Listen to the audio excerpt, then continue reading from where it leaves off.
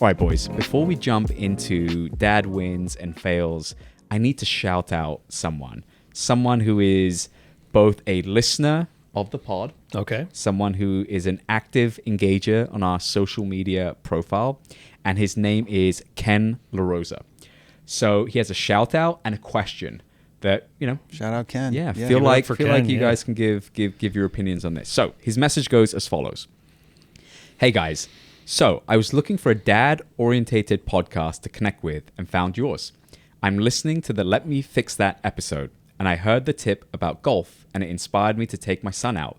Did your golf course have an issue with your kid coming with you? Mine is 8. LOL. What do you think? I can share mine. I mean, I've taken my daughter out, Ken, and we typically do 3 or 4 holes. Just at that point where she doesn't get too bored.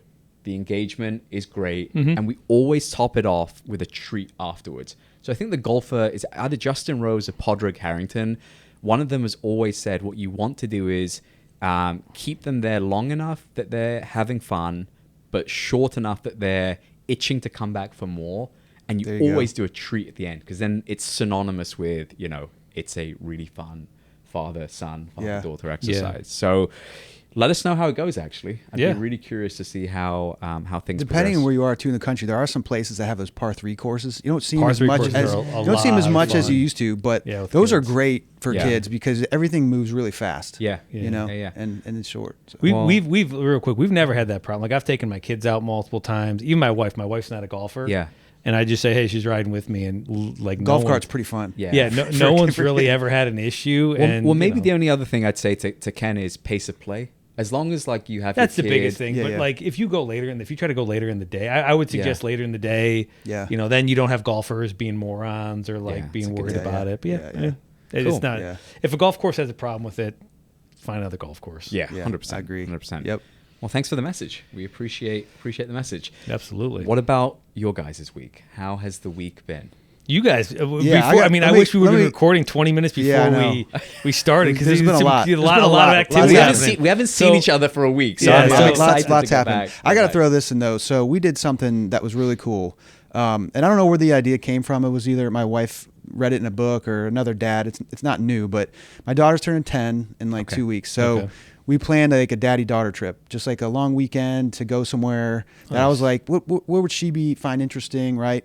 And she loves to read. She loves books. She's been a bookworm before she even started kindergarten. And so I was like, well, let's go to the Library of Congress. She loves libraries. Oh, cool. So I'm like, I had never been to DC. Yeah. She obviously hadn't been yet. And so we just drove out there. We're within driving distance from here. It's about 6 hours, although going east in Pennsylvania is a rough ride, man. I got to tell you guys. That was, I think I'd skip that next time. But yeah, so we stayed 2 nights right in downtown DC. Nice. And we just lucked out. The weather was amazing. We saw so many things. We were out, I think we walked 20,000 steps each day. Oh, wow. We practiced the metro system. I kind of showed her how that works. Hey, if you're in a big city, so she had her own little metro pass, and she was we're getting on the buses, we're taking the underground metro. And it was awesome, man. It was just cool to spend that time. Great. Obviously, I have 4 girls, and it was cool to get that one-on-one time with her. She was elated the whole time, just because it was just fun. I was too. Yeah. We'd get back kind of early, and we were flipping through movies. We saw half of My Cousin Vinny, and we were I'm these are classics, kid. We could Nacho Libre came up, and then actually. National Treasure came on, which of course was it happens right around there with some of that stuff.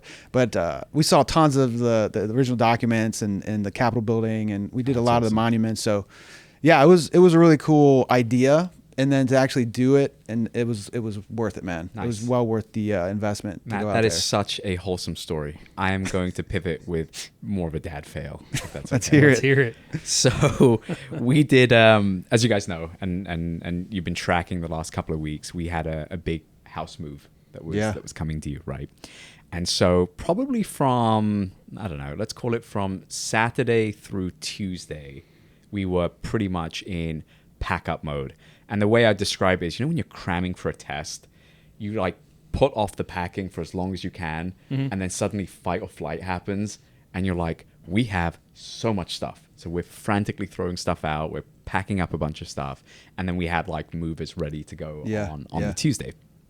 And, I know we'll eventually do an episode on in-laws. My in-laws, for the most part, and specifically my sister-in-laws, they are extremely helpful, okay?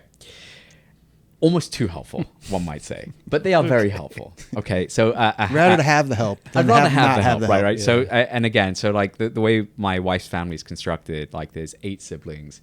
Yeah. And my wife is, we always say, like the eldest of the youngest, like half, right? So of the youngest 4.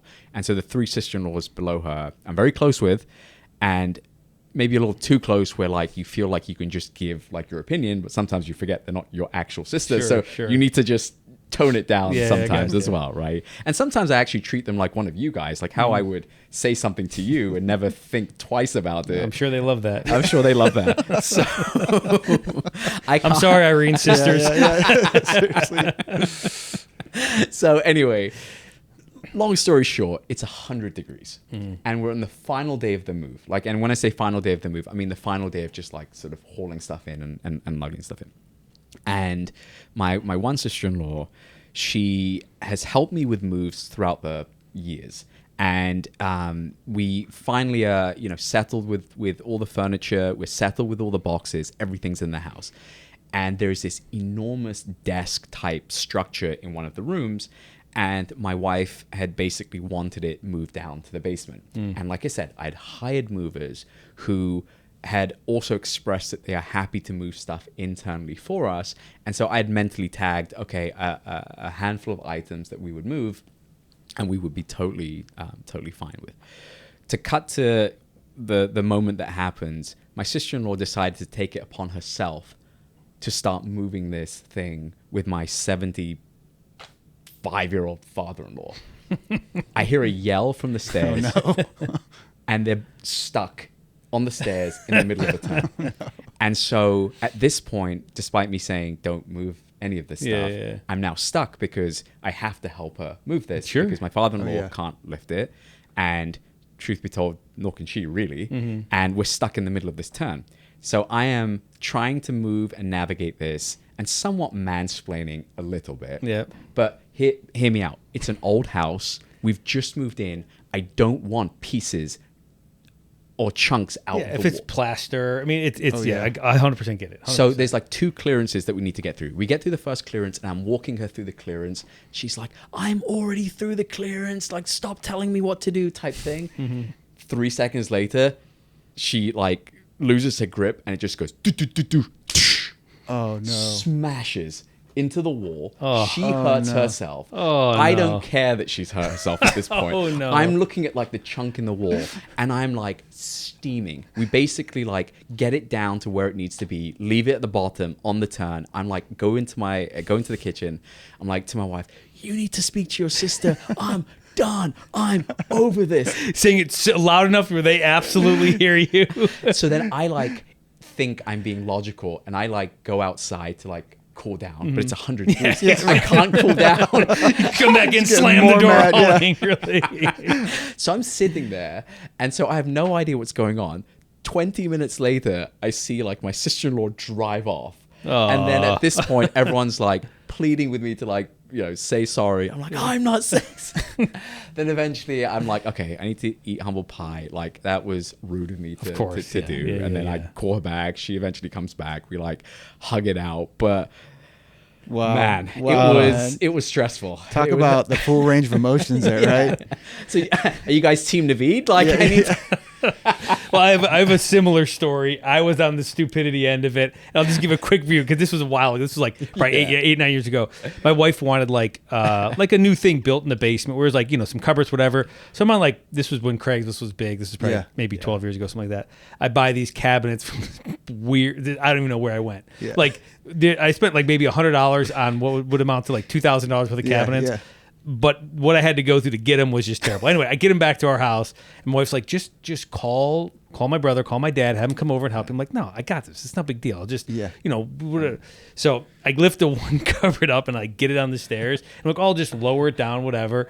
And I lose my grip, and this thing goes, like, just shoots down the stairs, chews up some of the drywall. But then the best part, it hits the bottom, and when it just explodes. And I'm not saying, like, oh, it just kind of moves. Like, the entire thing just explodes. Wow. Like, all the panels explode off of it. It just absolutely destroyed. I'm like, it's like, you could have just done what I told you to do. I'm like, oh, no, it's fine. I'll fix it right now. I'm a man. Fuming inside. I'm so angry. I got to repair drywall. This thing's like, and it never was the same. It was just this dilapidated, stupid cabinet at the end. Anyway. Anyway. Well, look, I figured with it being basically the end of summer, and we're kind of moving into this almost transition period where school hasn't quite started yet. And we've been in this unstructured realm, let's call it, for the last couple of months. Yep. And we're almost marking this return to whether it's a structure both for you and for the kids. So I figured I'd kind of kick it off with a question. So how do the days or the weeks and the cadence change for you guys from like the summer season to the school season? Yeah. Do you guys have anybody that, like, none of us, I think, have kids in daycare or anything, right? So all of our kids, pretty much stay home during the summer months. And so for us, it is, summer is relatively unstructured. Now we have weeks of camps and different things like that that our kids go to, because we have some older kids. Yeah. We've got high schoolers, so some of them have jobs and stuff like that, and their days really don't really matter. But for us, like, there is in fact, we were going over our schedule. I think it was yesterday or the day before, because our kids start school this week. And it's like, oh my gosh, there's a lot of planning that's going into this, and it's structured. And I thrive. Like, I really like as much as I like want to have unstructured and want to be like not disciplined. Yeah, I really like structure. I really like knowing what's expected of me, to where my Tuesdays look like a Tuesday pretty much forever. As much as possible going forward. So I would say that we have we go from a relatively unstructured kind of roll your own week to a very structured, like, every single day of the week we know what's going on. Do you guys phase that structure? Like, you don't just go like, okay, it's 8 weeks of air quote unstructure, and then day one we're at school. Like, how do you guys kind of phase in that piece? So we're not as, like, you guys have younger kids. Yeah. You have an older. I don't know what you do with bedtimes, but our bedtimes, like, we're not super serious about our bedtimes in the summer. So we have kids that kind of, like, typically they go to bed at 9 o'clock during the school year if they stay up till 10 or 10:30 during the summer. Yep. And you kind of, like, go backwards, and depending where the kids shift. So about, like, a week or two before we start phasing in, like, okay, we have to be like, this time you got to go take your shower, this time you got to go brush your teeth. This time, so we start getting that sort of cadence in. So I'd say we do about a week or so ahead of time, so that they know what's going on. What do you guys do? So for us too, with my wife works in the summer, so the kids do have some semblance of like a week. Because the days that she's in the office, we have someone come to watch them at the house. So that, I think that breaks it up a little bit, where they kind of have to know what they always ask what day it is. And they always ask what's for breakfast. That's always the first question, because we usually rotate between like 5 things for breakfast over and over again. So it's like, Dad, is it yogurt day today? We're like, are we an oatmeal? Like, it's so funny because it's like the first thing. Wait, so they associate food with who's watching them? I think sometimes, because we've gotten to the point where it's like pretty much every Monday we're eating oatmeal. Pretty much every Tuesday we're eating yogurt. Grandma and oatmeal today. Well, cereal day is the big one. We don't do a ton of cereal. But we have Friday cereal day, so that's the day I'll come over for Friday. I'm a cereal fan. Oh, it's so good. I'm a big oatmeal guy. I'll come over for oatmeal. Come on, you guys are more than welcome anytime. Come over. So that's kind of a couple of things we do. But once it gets close to the school time, we do the same thing. We just told them yesterday, because they have a week basically at this point before school. So we're like, guys, we got to get to bed and we got to start waking up early. We're gonna wean you back. We have to wake up really early because our school. It's a 25-minute drive, and so and we have to contend with traffic because it's like a lot of highway. Yeah, and so like I know we have to leave even earlier than that, way earlier than that, because if something does happen, you still want to try to get them there on time. Yeah. So they wake up early. They wake up at 6:30, which I feel like for a grade school kid is early. Yeah. So you and your wife have both worked out the summer. We both have stay-at-home wives. How does your wife feel about like the return to school? Does it give her I think it's mixed emotions for her. She loves the freedom of being able to like sit by the pool with the kids in the afternoon, or decide to go to the zoo on a day that's nice, and that all kind of goes away. Yeah. But she's got like she's been doing my wife's been doing a lot more like charity work and stuff like that, to where I think this is going to be really good. Like this year anyway will be good. So I think she's looking forward to it ultimately. Not so much in the sense of like, oh, get these kids out of our house, but there's a changing of like the seasons in terms of like, okay, now it's time for our kids to really get structured and start studying. And kids start getting bored when they just sit around and get to play all day. So my kids said the same thing. The older ones were like, "You guys ready to go back to school?" Yeah, we kind of are. All of our kids love going back to school. There's no like. I remember growing up, I hated going back to school. Yeah, it's like that Sunday scaries feeling the whole time over summer. The kid, my kids absolutely love school, all of them. Even my older kids, and they've transferred schools. So I've got my three oldest have all transferred schools this year, and they're all like, there's a little bit of nerves there, but they're all super pumped to start school. That's awesome. Yeah, because other than that, it's like kind of the same. Groundhog's Day every day in the summer for a kid if you're not creating something. Absolutely. For them. Yeah.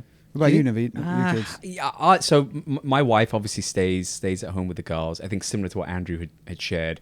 I think she loves the spontaneity of the unstructured environment. Things really change for me though when we go back to school, because I then become like the primary person that has to take them to school. Yeah, same. And so my day then becomes specifically structured because there's a specific time that I can't give up in terms of being at the office, or like there's specific meetings that I can't do, between certain hours. Yeah. So I lose a bit of my own flexibility from like a work standpoint. Now, thankfully, my wife does the pickup for the children. We also have our youngest right now.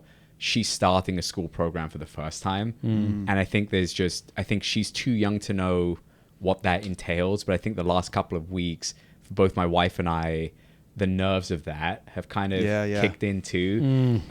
First time they go off, man, it's hard. First time they go off, you're looking at them, you're like, did you see them with a little backpack on, like walking in? They're like 100%. This tall. You're just like 100%. You're like, you should not be going. Yeah, there's something about this doesn't feel right. Something doesn't feel right. And obviously, I think next week we'll go into kind of like the actual school itself and what that routine looks like. But my eldest is at a point now where she just loves it.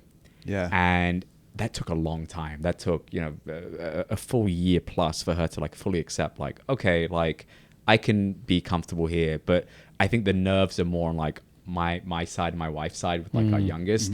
So I think the last couple of weeks have been like the Sunday scaries for us. I get it. Yeah. All 11 of my kids will be in school this year. Really? All of them. Oh, wow. We will have 2 days a week. Our youngest 2 days a week goes to like a pre-K, whatever. That's what, my youngest is doing. And so it will be all 11 kids going to school. That's wild. Which is does that fill you with pride or sadness, or? It feels like a turning of the page, if that makes sense.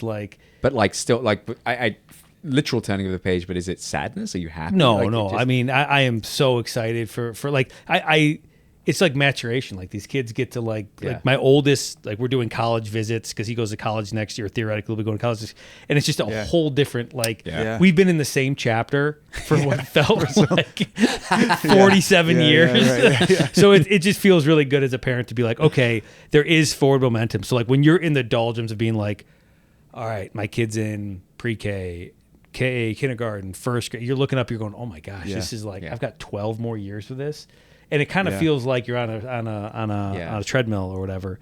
But no, it's really cool to see the graduation of that happening. So. Summer makes me the end of summer makes me feel sad. Do you guys have any traditions that you do at the end of summer? Good question. I don't think we have any traditions right now. I mean, we moved house this year. I hope that's not a tradition. That's right. That's a costly tradition there. Sounds like some relationship repair too. At the end of the I just hate commitment. Yeah. No formal traditions, but like once summer starts ending, I think off camera you had mentioned like pools start closing, and you can see even in places now there's Halloween decorations for sale. Already, I know, which is insane. It's crazy. I mean, it's silly. And so when there's that changing of the guard of like the seasons, now don't get me wrong, fall is my favorite season. So the minute those pumpkin spice lattes come out, that's it. I was at Starbucks the other day. Yeah. They already have. All Starbucks already have all their pumpkin spice stuff. Do they really? They just don't release it. All right, I know what we're doing after this episode. I was like, the lady was telling my wife, and I was like, wait a minute, how? She goes, oh well, we all have to get familiar with like the taste and all that, so we already have everything in the back. Interesting. Yeah. So Starbucks is holding out on you guys. Yeah. Huh. Yep. Well, Starbucks. So Anyway. the reason summer, I don't know how we pivoted off of that. The reason summer makes me feel sad is The end of summer makes you feel sad. The end of summer makes me feel sad. So a quick segue, and I'll bring you back to the end of summer. So when we packed up our old house, I was in such a manic, like, let me clean this up, move this, do that, do this, that I didn't physically get to say like goodbye to the house. That sounds like a weird comment, but like I didn't get to like basically be like, okay, I'll walk around the house and like have that moment of okay. Like the Friends episode where you turn the light off the last time and walk out. That's right. Or the sitcom, I mean. Or the Will Smith one in Fresh Prince. That's exactly what I was thinking. That's what I was good. thinking. That's what I was thinking, right? But so I'd done that, and I had both kids with me while I was doing that, and so it was just like, let's just get out this house type thing. And then my wife that same evening went back because we had to drop off the keys, the garage openers, all that kind of stuff. She came back, she sat down on the sofa, and she's bawling. And the reason she's bawling is she's like, 5 years went like that. Yeah. She's like, I can remember during COVID us being like, well, we'll temporarily post up here. Yeah. And then we had a kid, and then like her mother fell sick, and then we had a second kid. Yep. And she's like, so much happened in those 5 years that it feels like a blink of an eye. Yeah. And then I started getting sad. Yeah. And then we're both on the sofa just like crying. But then the end of summer is also like, it marks to me like that's another year of just unstructured free time. Like I saw my kids so much this summer. That's the great part about summer is like as someone who works a lot, like summer is like there's usually more freedom in it. Yeah. Where like you can sometimes take a random day and be like, hey, I'm going to go in an hour late or something like that. And go do something with your kids. That's exactly right. And we're very blessed with like the flexibility that like if there's days where there is something going on with the kids in the evening and you need to work from home, okay, now you can clock off at 4:35 and spend, because the bedtimes are later in the summer, do whatever. But once you get back into a structured routine, you've effectively lost your kids for that period of time, because you can't have them staying up till 9-10 o'clock. And in the mornings there is a specific cadence where people are yelling at each other to get changed and eat their breakfast. Man. That's me typically doing the yelling. Let's go, people. And then you drop them off and you're really upset with yourself at yelling at your kids. Seriously. And then you get home and you yell at them for getting into bed. I haven't dropped kids off for now. This will be my second full year of not dropping kids off every single day. How's that feel, man? What's that life like? Oh my gosh, man. It is. I go back, I look back and I'm like, how did I do that for 10 years or whatever? Yeah. It's like, it didn't even make sense to me that I did that for a decade of my life. Talk about something going by fast. It's like every single day. Like I remember the first day driving my kids off at school being like, only 180 more days to go. Or whatever the number is. Oh yeah. Because you sit in those stupid lines. At least our kids don't bus. All of our kids don't bus. So you sit in those stupid lines. And you're just like, oh my gosh! Every single morning I'm gonna be sitting in this line. You're gonna be like, if you're 5 minutes too late, you're gonna be sitting there for 45 minutes. Yep. If you're 5 minutes too early, you sit there forever because the doors aren't open. Like it's just so aggravating. So anyway, it was like now that I don't have to deal with that, I feel like there's absolute freedom to where like. Dude, I got oldest ones driving. My wife drives the other ones because it just works out better in terms of the timetable and everything. So, Man, you're glowing over there. End of summer. I'm golden, baby. I was gonna say if there's traffic, especially both ways, before I come to the office, I've been in traffic for an hour to an hour and a half. Yeah, that's the worst way to start your day. It's the worst way to start ever. your day. We used to go. So we used to attend the same school you attend, but we'd come up from Medina. So I would literally drive. I'm not kidding you. I would literally drive an hour and 20 minutes in the morning to drop the kids off at school, and then another 25 minutes to get to work. There is nothing like wasting an hour and 45 minutes of your day, basically sitting in traffic to drop the kids off. It was. I found no joy in it.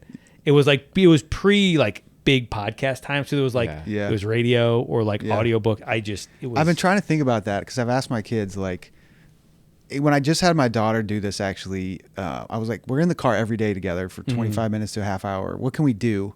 Yeah. Instead of just, because typical dad, I'll just like, how you doing? Good. Okay. And we're just, you know what I'm saying? This is the radio. every couple of stop signs. Yeah. And so I'm like, we can make this productive maybe somehow. And so I've been trying to think about that. We did a little bit of Italian actually, like trying to learn Italian. yeah, because cool. I know like some really basic stuff, and so I was teaching her a couple words, and it's actually funny because one of the words for spoon is called it's cucchiaio.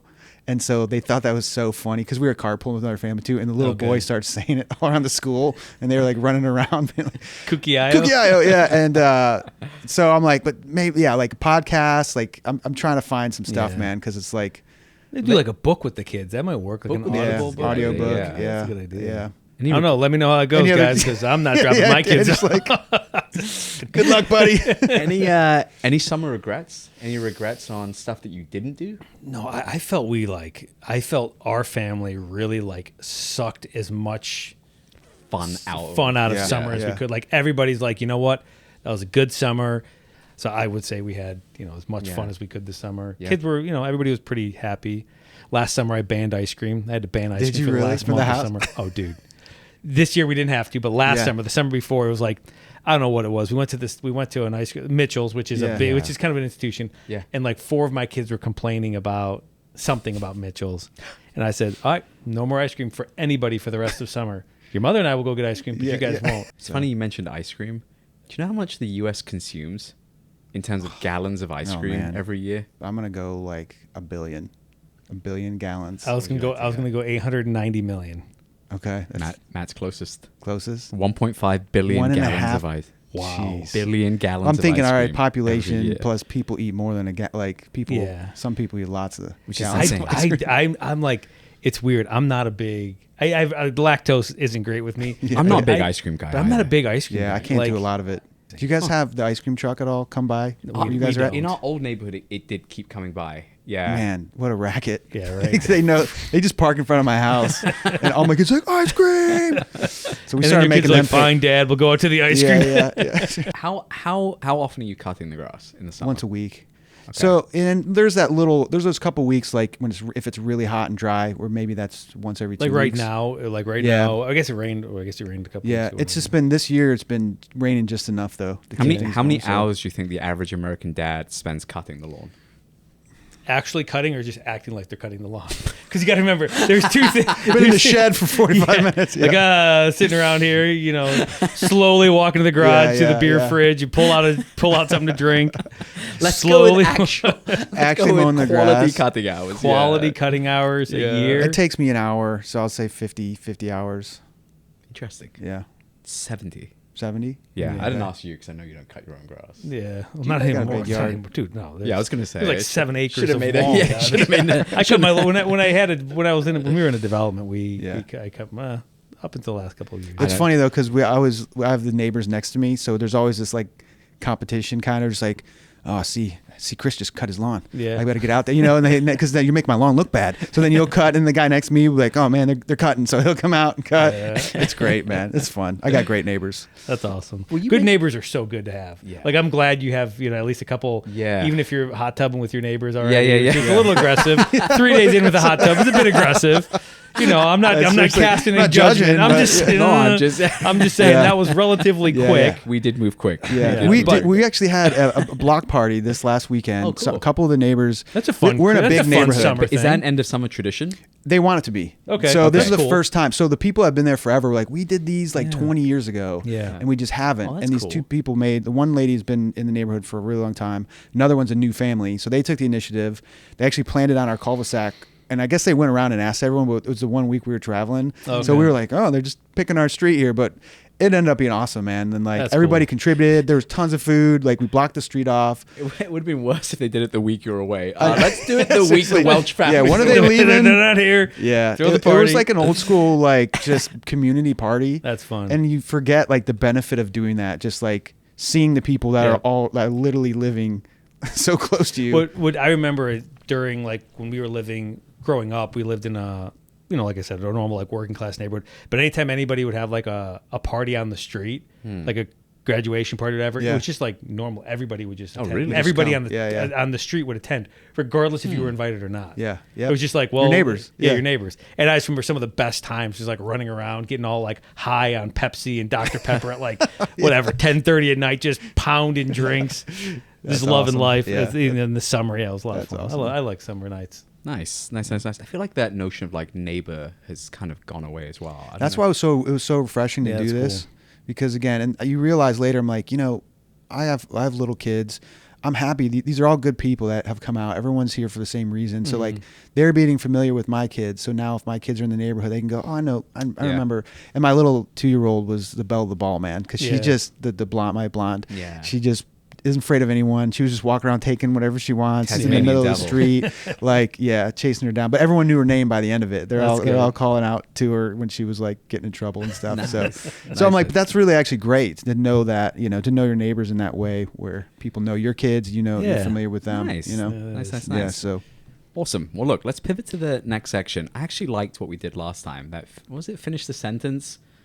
I think we so. did last time. Okay. I'd like to do that again. So I've got like a bunch of these. I haven't seen them, so let's try and figure these out in real time. So, the most overplayed song of the summer was song in your household. Benson Boone's new song, "Beautiful gosh. Things." Yeah. Benson Boone was huge in our house. I mean, it played. And now, granted, I do like the song. It's a good song. I'm not going to say yeah. I don't like it, but it was played way too much. Yeah. That's great. Our song of the summer was I can't think of the band. I think it's Naked Eyes from the 80s, and it was the song "Always Something There to Remind Me." That was like I'd like come down and just crank that, because it comes in with this drum like do do do do do do. It's this real weird 80s synth intro. And the funny thing is, when we were traveling, we kept hearing it everywhere. Is that we the went. Full House? Is that the Full No, House? I don't think that was the full. Okay. They had a drum intro thing, I think. Okay. But we kept hearing it everywhere. So we're like, song of the summer. Yeah. Nice. Song of the summer. Nice. How about you? Anything Taylor Swift. Taylor Swift. Yeah. huh? really? Yeah. We cycle through that. We're an anti-Swiftie household. Are you really? Oh yeah. Why? Who? No idea why. I've never really. I've Never tried to listen listened to to her her. music because I I play outside out. of like her big hits. I said Yeah. this. We were driving yesterday, and obviously Taylor Swift was playing in the car. And I turned to my wife at one point. I was just like, "How has she become what she has become?" Like, if you just look at her. There's some conspiracy theory. I know there's plenty of conspiracy theories, but how? Yeah. I just I have don't no idea. understand. Yeah. it. No, I mean, she obviously. I mean, she's got that girl next door vibe where people feel she's relatable. I think. Yeah, A lot she of girls feel resonates, and her relatable. she writes her own style. Well, she does. I'm sure she I- has I- yeah, I'm collaborators, sure she but still, yeah. she writes in that style that is like, if you like that, you're gonna love it. And You know what I and- mean? And She did a really good job building her community. Like, I remember reading something where she sent out something like, it was like thousands and thousands of gifts that she hand wrapped, like, and she like was videotaping, like vlogging her doing, and like, and it was just random fans that would send something in, or she knew somebody was like, someone would be like, hey, my daughter is struggling with this, and so she would like during Christmas she would do this big. So I think she's like really endeared herself to a lot of people in that way. And so. she came up during that social media age Yeah. where like Yeah, that's that's just true. exploded people's Yeah. ability to reach. for sure. If I had to describe my summer in one dad's sound effect, it would be. One dad's sound effect. Andrew had something come to mind. Yes, It'd just be me yelling probably. I have no idea. Yeah. One sound effect. Mine's just a big sigh. yeah. I would say mine's like a woohoo. A woohoo. A woohoo. Is that like a Mario? Woo! Yeah, It's a me, a Mario. It's Woo! me. They've been taking Italian lessons. Yeah, right. That's how we talk at home. I think we hit up Cedar Point a lot this year, which is the first time like all the kids were able to like ride a bunch of stuff, and so that's been a constant conversation this summer. Has been Cedar Point, and it's been fun seeing the kids get to ride some of those rides. Yeah. So Yeah. Psy's good though. I'd probably go with Psy. Yeah. I don't know what side of it is on. I don't know if it's a good Psy or a bad I Psy. know it's Yeah, a good yeah. sigh. I But think it's it's up kinda for like it's up a- for interpretation. Yeah, it's up for Yeah. interpretation. Yeah. Depending on the day depending on the Yeah, day right. you I think walk it's- in. Yeah, a sigh can be as neutral. You can have a neutral sigh, positive, negative. So Yeah. I think sigh is up there. Yeah. Well, this has been a big summer for. I mean, finding out pregnant with twins. Yeah, Twins moving houses. I in, mean, like, those are in like- like 25 days or whatever Yeah. that thing happened. Yeah. So cool. That was Yeah. fast. So actually unbelievable. Yeah, yeah. But yeah, sigh. Actually, a sigh of relief now. Maybe sigh of relief. Yeah. That's what I'll go with.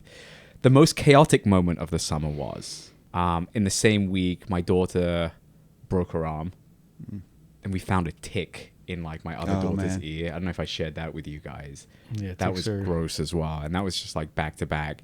And it was the week we were trying to like get everything ready with like the house Yeah. and all of that stuff. So that was just the most chaotic week, dealing with broken Yeah. bones and pregnant wife and daughter with maybe Lyme disease and Yeah, trying that's to not list fun. one house and close on the other one. And, yeah. Maybe when we were traveling, when there's all 6 of us in the minivan, Yeah. doing like Feels chaotic. That's 12 and a half, Feels 12 and a half chaotic. hours each way. chaotic. That was, that would be it for me. Nice. Yeah. You? And I mean, I'm sure there's a lot. Yeah. Most every day, Every day. week, whatever. The phrase I said most often this summer was, Woohoo! it's me, Mario. It's me, Mario.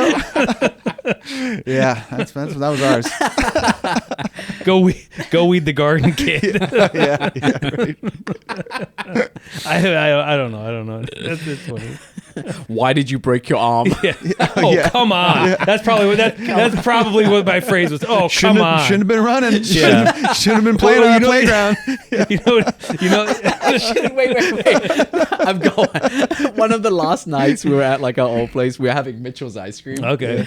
And my eldest was running around with it, and Yeah, I yeah. like said to her, babe, it's gonna fall. I said it yeah, one you time. to- Then it finally fell, and she bursts out crying, and everyone around is trying to console her. Yeah. And I just went, told you. Classic. You're just like justified.